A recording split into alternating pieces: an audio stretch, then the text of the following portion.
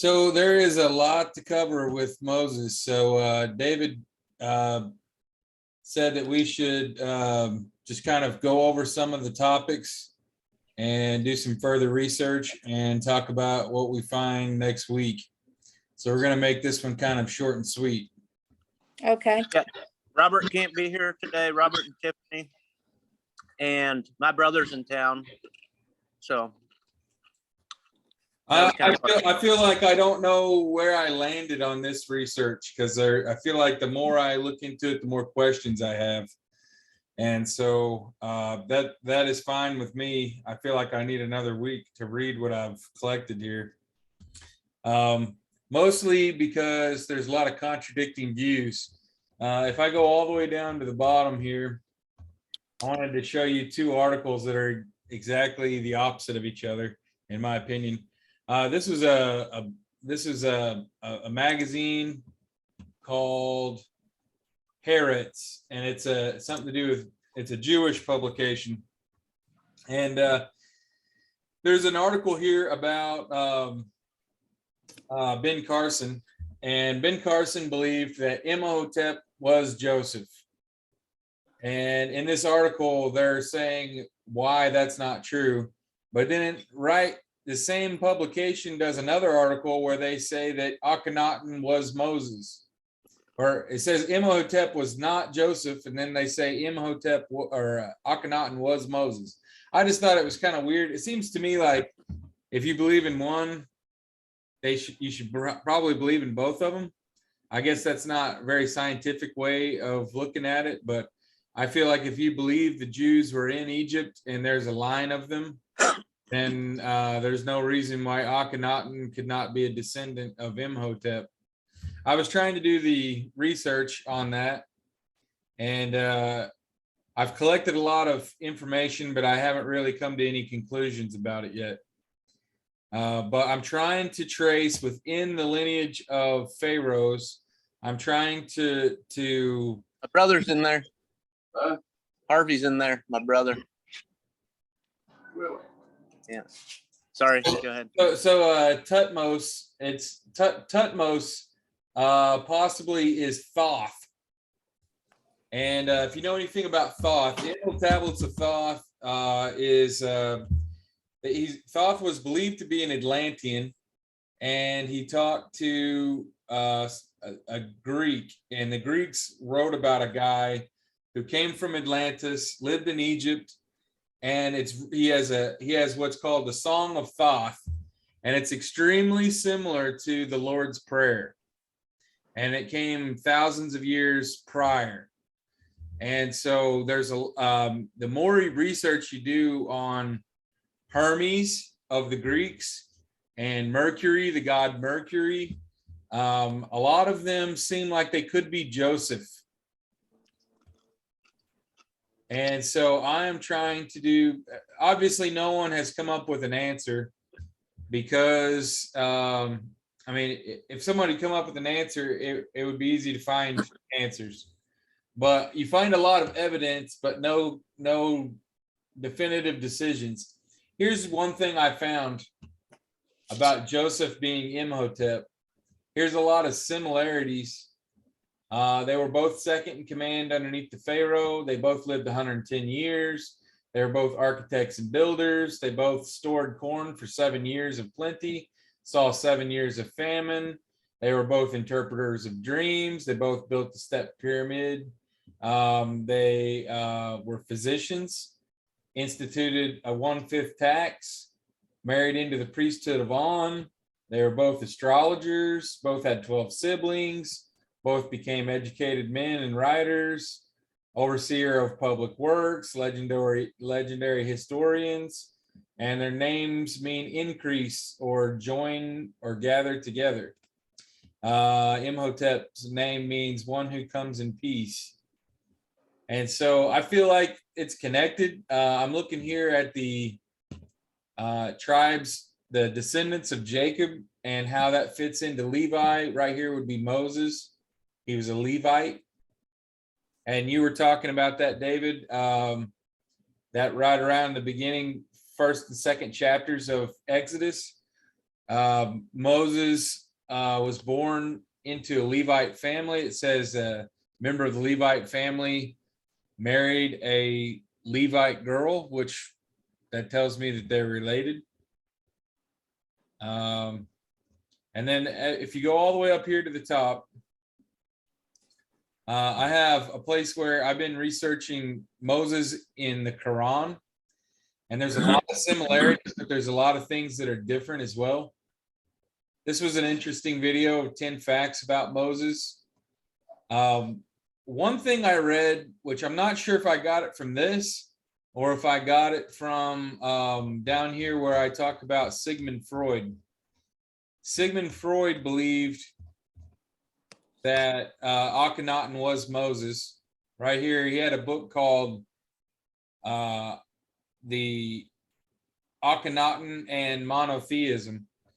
And I came onto all of this stuff because whenever I was in art school, I was studying Egyptian art. And we came across this guy named Akhenaten, and he was so similar to Moses. I asked my professor, is it possible that Akhenaten was Moses? And he didn't really give me an answer, but I've been researching about it ever since. Turns out that Sigmund Freud believed me or agreed with me, and so does Ben Carson.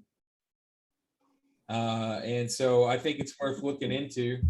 And the main reason why I want to know all this is I just feel like there has to be, if any of this should be believed, then there's got to be some basis in reality, archaeology. What makes it a little more complicated is that both the history of Akhenaten and the history of Moses were stricken from the records, as we saw in the movie about the Ten Commandments. So that's what I have been looking into. One thing that I ran across that I felt like was of some help was I was reading a story about him being a Midianite. And it says God's plan was to use all that Moses had become to accomplish his deliverance of Israel from the Egypt slaves. God never wastes any part of our life experiences. God needed the whole Moses. The Egyptian Moses was not enough. The Hebrew Moses was not enough. The Midianite Moses was not enough. None of these parts of Moses was enough to accomplish the task God planned to do. God needs all of Moses, not just part of him. Moses, like us, did not understand what God had been doing in him and what God was now doing in him. But God patiently worked with Moses to accomplish his goals. All Moses had to do was obey, but obedience is very hard for Moses and each of us. It says, take a look at yourself and your family and the people in the workplace or who live in your neighborhood. Do you see people rejecting part of who they are to embrace another part of their culture? Hey, let me skip down past it. What does it mean to be an Italian American, an African American, a Japanese American, or a Latino American? To be an American, do you have to reject your ethnic heritage to be accepted in the United States? The pressure seems to say yes to this question, but should it be like this? What tensions do you see in the wide range of cultures surrounding us? How can God help us to be whole people instead of split personalities? I thought that was kind of interesting to think about. In whenever we are called by God, we have to drop all of our other labels. Otherwise, we're politically holden to those entities, and we can't truly represent what God wants for us. As long as we are politically tied to the people of there's already established on earth, to be truly listen to God, I think that we kind of have to stop being who we used to be. We have to stop being who we used to be. We have to reject our earthly flesh. Right. Yeah, that goes to the crux of what we're trying to get at here for sure. And the reason I agree with that is because we see that it happening repetitively throughout the Bible. As long as As people are anointed, and as we see the Holy Ghost coming upon certain characters.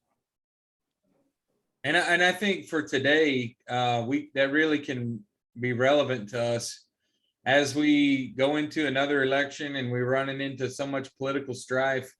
I think it's important for us not to try to cling too hard to one side or the other, but to always see God's intent for us in the middle, not necessarily in the middle, but maybe above all of it.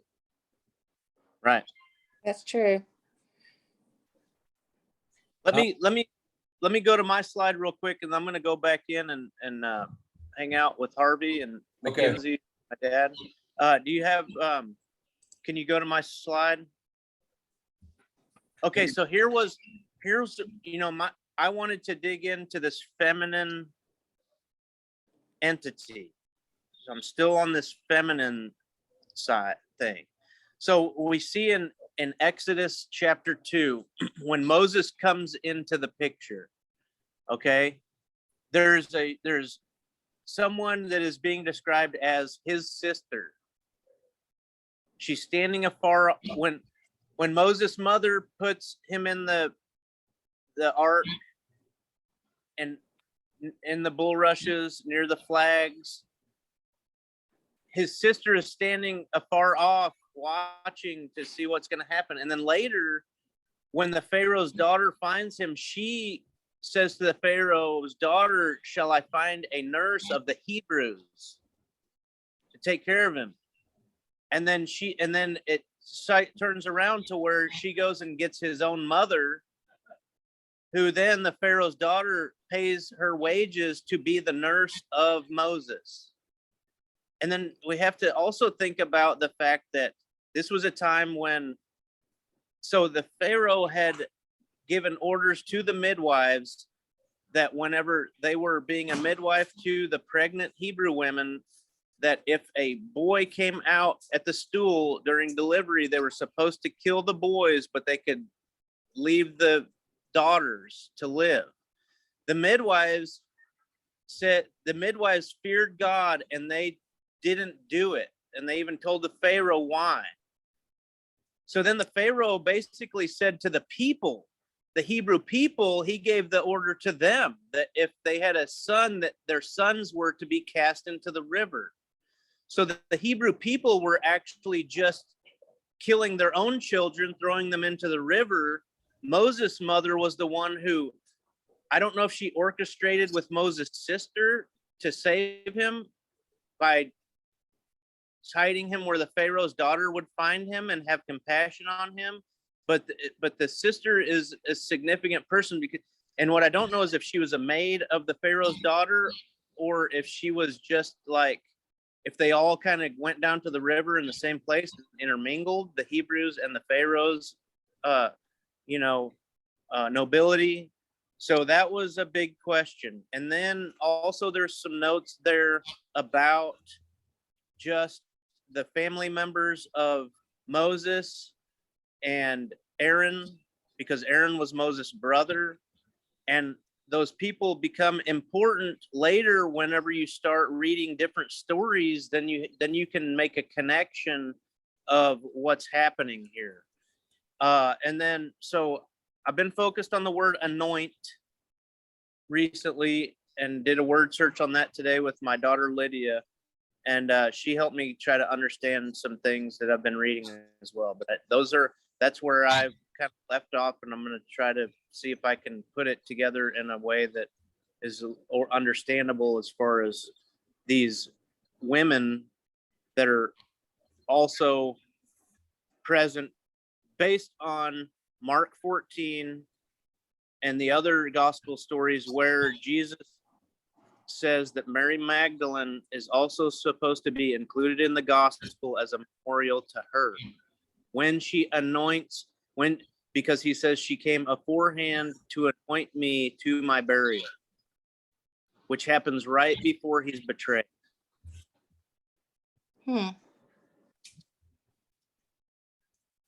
Okay. Right.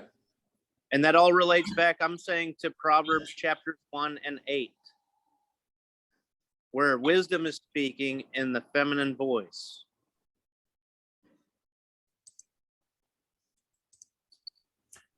One more thing I'll bring up before you go, David. Mom was asking about were the Hebrews slaves, or I was asking were they slaves, and she was saying yes, they were. I found a passage that explains this. Exodus 1:8-14 says, "And a new king arose over Egypt that had not known Joseph. And he said to his people, Behold, the people of the sons of Israel are many and are mightier than we. Grant that we will be wise concerning them before they are multiplied, lest we come to war and they are added also unto our haters. And they will fight with us, and they will drive us out from the land. And they placed evil rulers over them that would oppress them in their oppression. And they were building cities, places of storage for Pharaoh, Pithom, and Ramesses. And as much as those oppressed them, so they were multiplying. And thus they were growing strong, and it was distressing them before the children of Israel. And the Egyptians were oppressing the children of Israel with hardship, and they were making their lives bitter, and with hard labor in clay and in bricks, and in every work of the field, all the servitude that they were serving for them with hardship." So basically, during the time of Joseph, they were not slaves. And between Joseph and Moses, they became mistreated and were treated as slaves. Because the Pharaoh, because they were multiplying, they were gaining more wealth, and they were living good lives. And the Pharaoh was afraid that if they came into war, that the Israelites would join in alliance with their enemies. Okay. One more thing I want to say is there is right here, it says Happy-ru, designation of class of people who made their living by hiring themselves out for various services. So a lot of people say that the Hebrews don't appear in any Egyptian literature, but actually Habiru, Hebrew, Habiru. Look into Habiru. So Eber, and also the name Eber. Eber. I'll write that down. So it turns out these people, it's not actually a lineage of people. Let's still till today, people act as if Jews, you can be converted to Judaism. And so you're not necessarily, you don't have the genetic lineage of a Jew because you converted. Well, it turns out that seems like it is a tradition going back to the beginning of the Habiru, because it says that it's a class of people.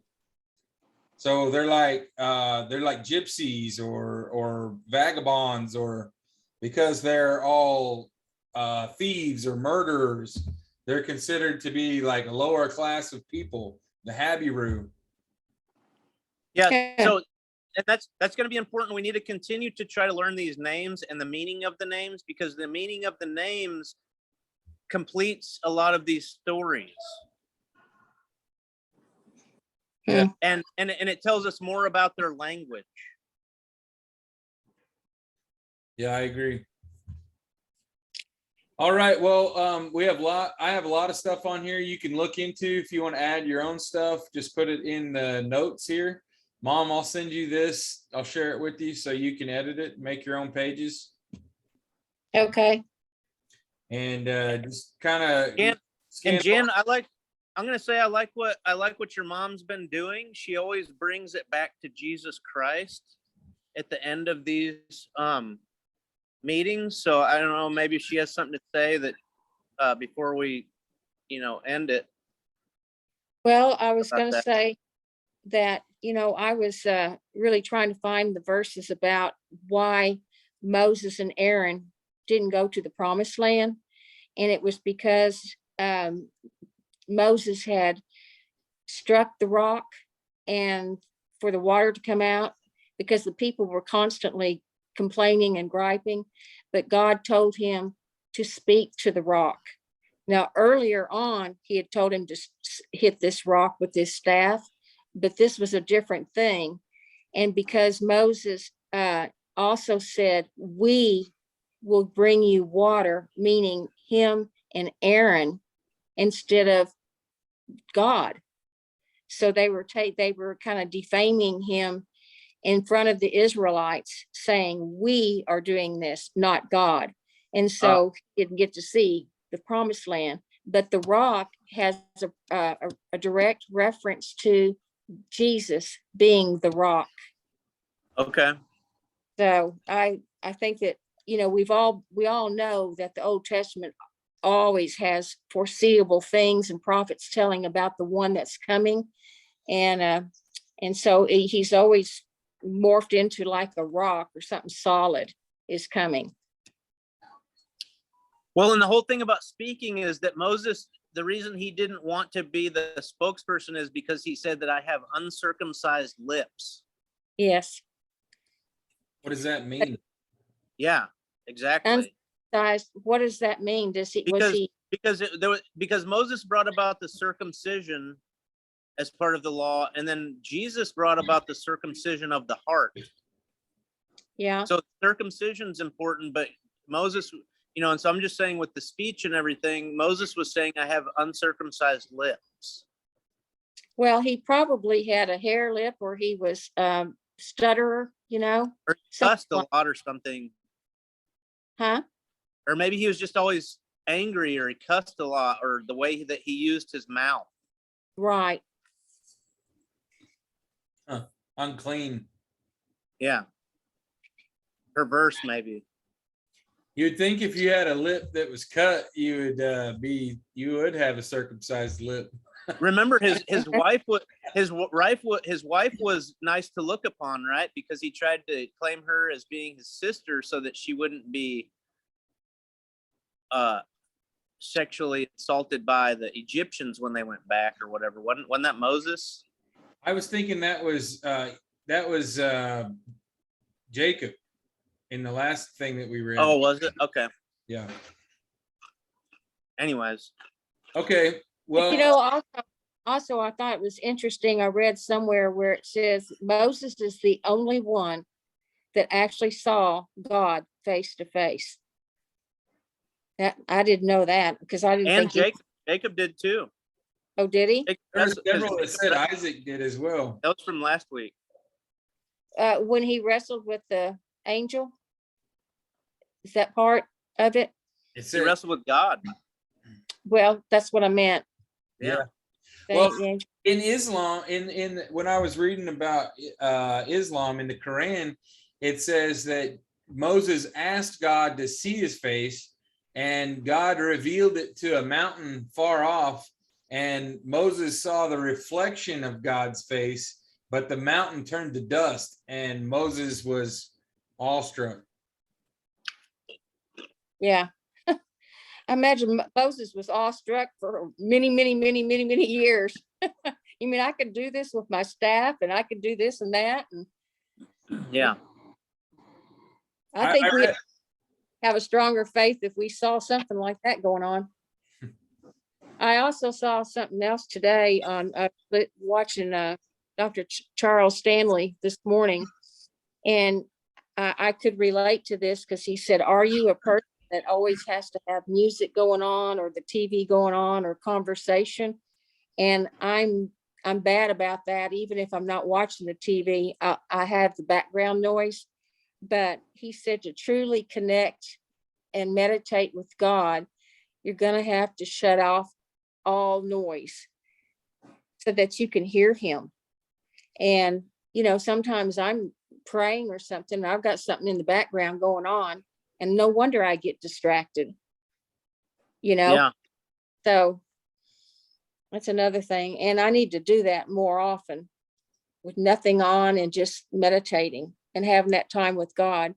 I think that's why Jesus wants you to go to a closet, is because as long as you are praying out loud with a whole congregation of people, it goes back to what we just talked about with Moses relating to what the Egyptian side needed, what his Israelite side needed, and it's not necessarily about, not always about what we need, but listening to what God wants for us. Yes. Right. And actually, this is helping me through this period of time that I'm in. And I was actually listening to Joel yesterday in the car, and he was saying, God can open up doors for you, windows or whatever, but he can also close them. And when you get a closed door, don't think of it as a bad thing, because that person in your life may not be where you need to be.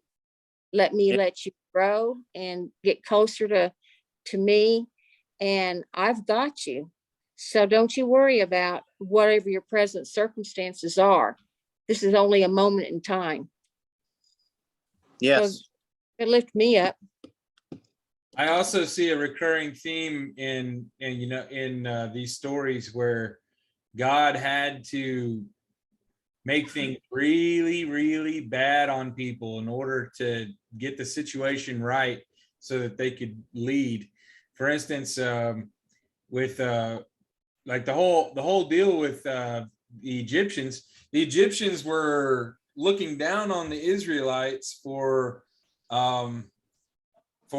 like being a second class citizen, and they were getting too numerous and they had to get rid of them.